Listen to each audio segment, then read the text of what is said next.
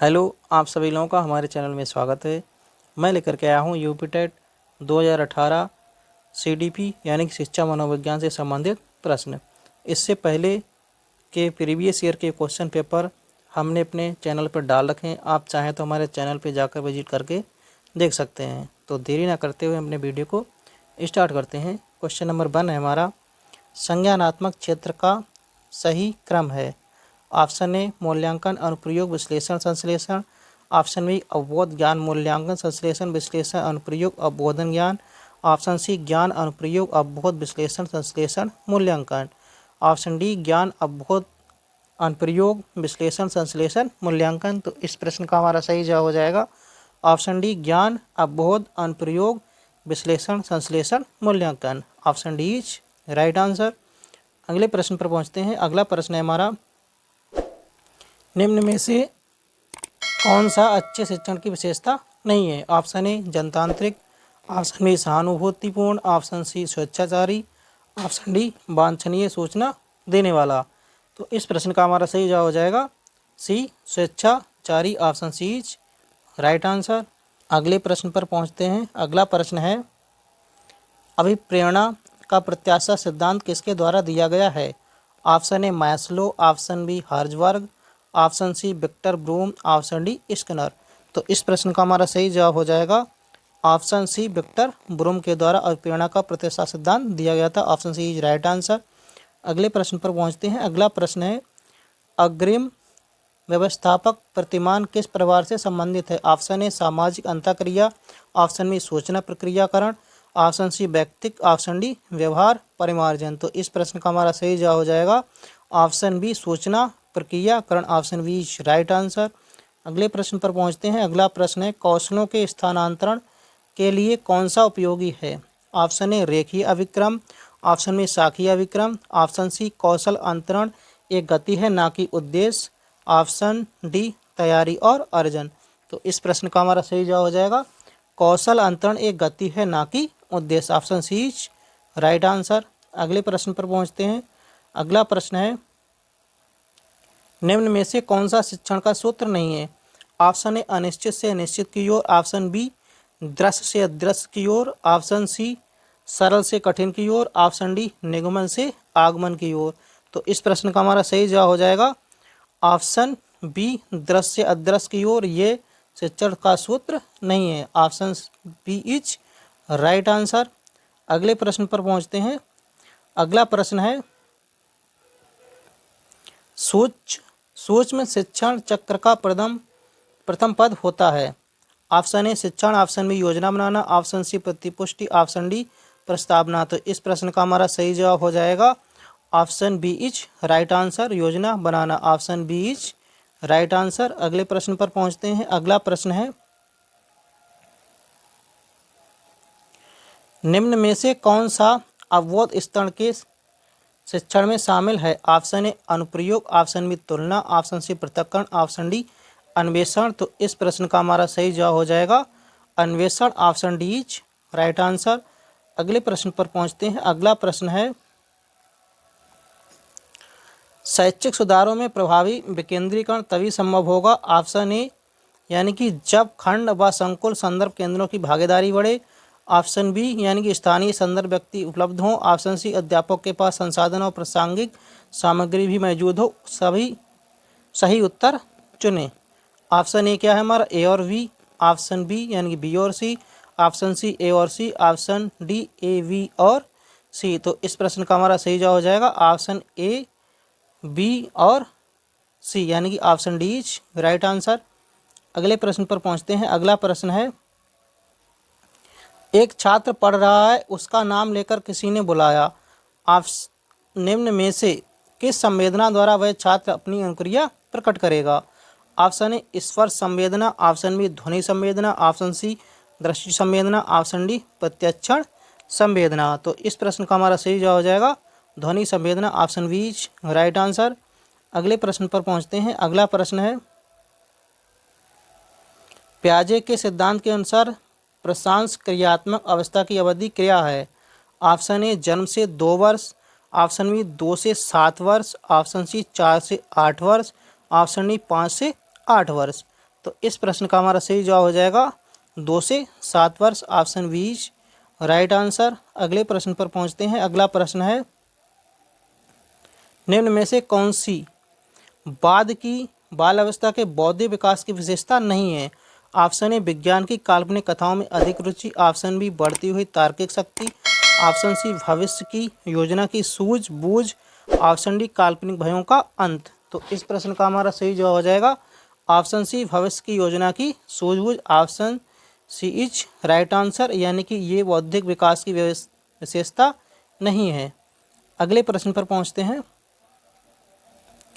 इनमें से कौन मनोवैज्ञानिक भाषा विकास से संबंध है? Option A Binet, option B Chomsky, option C Pavlov, option D Maslow. तो इस प्रश्न का हमारा सही जवाब हो जाएगा ऑप्शन बी चॉम्स्की भाषा विकास से संबंध है, option B is right answer. अगले प्रश्न पर पहुंचते हैं। अगला प्रश्न है, थॉर्नडाइक ने अपने सिद्धांत को किस शीर्षक से सिद्ध किया? ऑप्शन ए अधिगम के प्रयास एवं भूल, ऑप्शन बी संकेत अधिगम, ऑप्शन सी संज्ञानात्मक अधिगम, ऑप्शन डी स्थान अधिगम। तो इस प्रश्न का हमारा सही जवाब है ऑप्शन ए अधिगम के प्रयास एवं भूल के सिद्धांत के द्वारा, option A is right answer.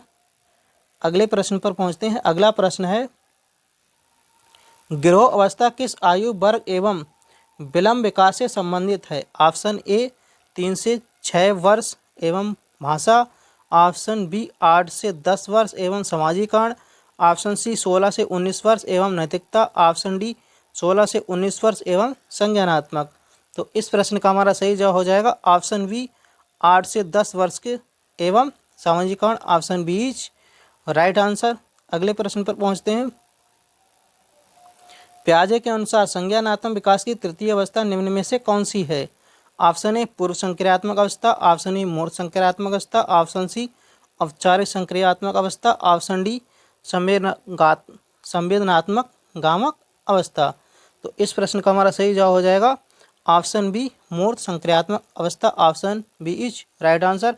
पियाजे के अनुसार संज्ञानात्मक विकास की 4 अवस्थाएं बताई थी इन्होंने। प्रथम अवस्था बताई थी 0 से 2 वर्ष, और दूसरी अवस्था बताई थी 2 से 7 वर्ष जिसको पूर्व संक्रियात्मक अवस्था कहते हैं, और तृतीय अवस्था बताई थी इन्होंने 7 से 11 जो मूर्त संक्रियात्मक अवस्था होती है, और चौथी बताई थी 11 से 17 जिसको बोलते हैं औपचारिक संक्रियात्मक अवस्था। अगले प्रश्न पर पहुंचते हैं। अगला प्रश्न है, निम्न में से अधिगम में योगदान देने वाले मनोवैज्ञानिक कारकों में कौन सा शामिल नहीं है? ऑप्शन ए प्रेरणा, ऑप्शन बी रुचि, ऑप्शन सी अधिगम की इच्छा, ऑप्शन डी विषय वस्तु का स्वरूप।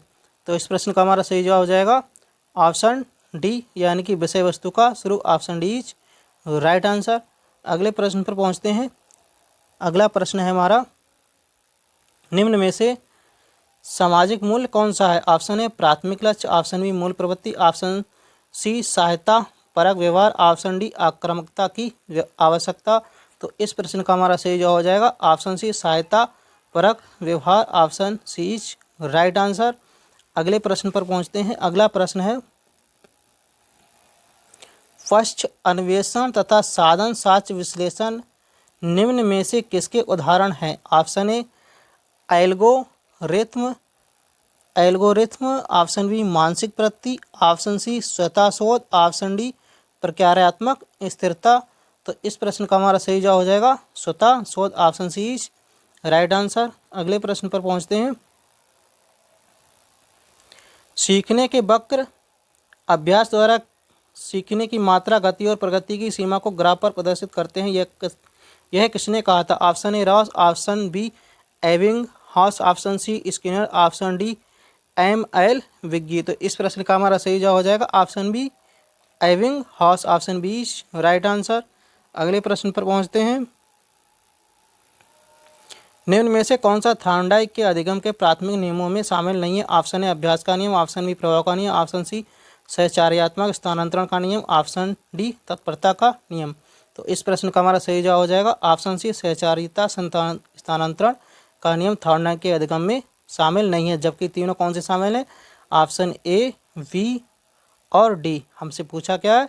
नियमों में शामिल नहीं है। तो कौन से शामिल नहीं है? सहचार्यात्मक स्थानांतरण का नियम, ऑप्शन सी राइट आंसर। अगले प्रश्न पर पहुंचते हैं। अनुकूलित अनुक्रिया सिद्धांत किसके अनुकूलन पर बल देता है? ऑप्शन ए व्यवहार, ऑप्शन बी चिंतन, ऑप्शन सी तर्क, ऑप्शन डी अभिप्रेरणा। तो इस प्रश्न का हमारा सही जवाब हो जाएगा व्यवहार, option A is right answer. अगले प्रश्न पर पहुंचते हैं। अगला प्रश्न है क्रिया प्रसूत अनुबंधन का दूसरा नाम है? ऑप्शन ए नैमित्तिक अनुबंधन, ऑप्शन बी प्राचीन अनुबंधन, ऑप्शन सी समीपस्थ अनुबंधन, ऑप्शन डी चिन्ह अनुबंधन। तो इस प्रश्न का हमारा सही जवाब हो जाएगा ऑप्शन ए नैमित्तिक अनुबंधन, option A is right answer. अगले प्रश्न पर पहुंचते हैं।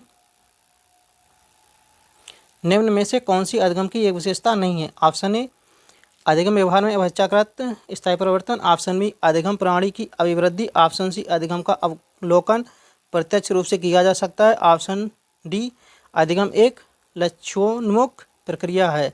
तो इस प्रश्न का हमारा सही जवाब हो जाएगा ऑप्शन सी अधिगम का अवलोकन प्रत्यक्ष रूप से किया जा सकता है, option C is right answer. जबकि की विशेषता नहीं है, और जबकि विशेषता है ऑप्शन ए, वी और डी, जबकि हमारा गलत वाला पूछा गया है, option C is right answer. अगला प्रश्न है कोहलर यह सिद्ध करना चाहता था कि सीखना ऑप्शन ए स्वायत्त यादृच्छिक क्रिया है, ऑप्शन बी संज्ञानात्मक संकार्य है, ऑप्शन सी एक ऐसी स्थिति है जिसमें व्यक्ति पशु से श्रेष्ठ है, ऑप्शन डी परिस्थिति के विभिन्न अंगों का प्रत्यक्षीकरण है। तो इस प्रश्न का हमारा सही जवाब हो जाएगा ऑप्शन बी संज्ञानात्मक संकार्य है, option B is right answer. अगले प्रश्न पर पहुंचते हैं। अगला प्रश्न है किसी भी नई भाषा को सीखने के लिए कहाँ से प्रारंभ किया जाना चाहिए? ऑप्शन ए वाक्यों के निर्माण से, ऑप्शन सी अक्षरों व शब्दों के मध्य सहचर्य से, ऑप्शन डी उपयुक्त में से कोई नहीं। तो इस प्रश्न का हमारा सही जवाब हो जाएगा ऑप्शन सी अक्षरों व शब्दों के मध्य सहचर्य से, यानी भाषा को सीखने के लिए प्रारंभ किया जाना चाहिए, option C is right answer. अगले प्रश्न पर पहुंचते हैं। अगला प्रश्न है समावेशी कक्षा में किस प्रकार का यानी के छात्र शामिल होता या होते हैं? ऑप्शन ए सामान्य और विशिष्ट छात्र, ऑप्शन बी केवल सामान्य छात्र, ऑप्शन सी केवल विशिष्ट छात्र, ऑप्शन डी बहुभाषी और प्रतिभाशाली छात्र। तो इस प्रश्न का हमारा सही जवाब हो जाएगा ऑप्शन ए सामान्य एवं विशिष्ट छात्र, option A is right answer.